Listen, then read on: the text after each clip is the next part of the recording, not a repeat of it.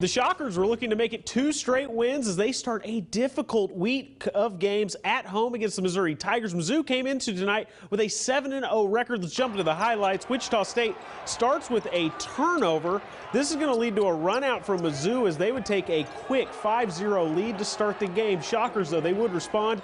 It's going to be senior leader Craig Porter Jr. gets the and one to cut the deficit to 2, 14-12. This time, the Shockers are able to find Gus Okafor down low.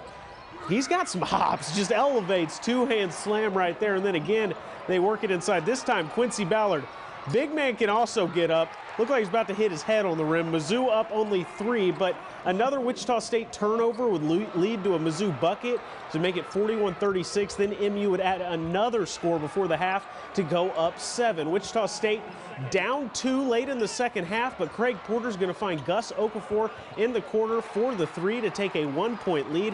However, we'd end up going to overtime tied at 75, and in OT, Mizzou would stretch out a bit of a lead. But the Shockers stayed in it by forcing a turnover here and getting a layup by Shamaw Scott to cut the lead to 3. But it was just too much from the Tigers. They get a breakaway slam here. That was the dagger to Wichita State.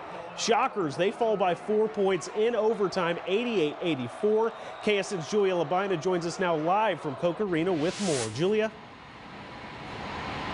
Zach, well, it should be Free Throw Awareness Month here in Koch Arena. Shockers with an inspired second-half performance. They force overtime against an undefeated Missouri team, but too many times do they get to the free throw line and miss, especially in the final minute of regulation. Just 6 of 14 from the line.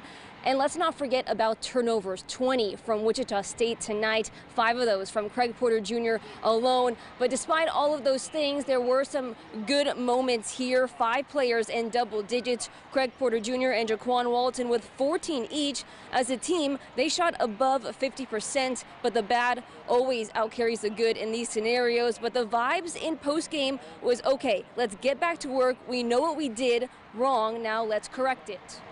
And they understand in order to be a good basketball team that's successful, you got to be able to make shots. And we did that tonight. We just got to clean up the little things like the turnovers and giving up second shots. And in order to be a good basketball team, you got to do that.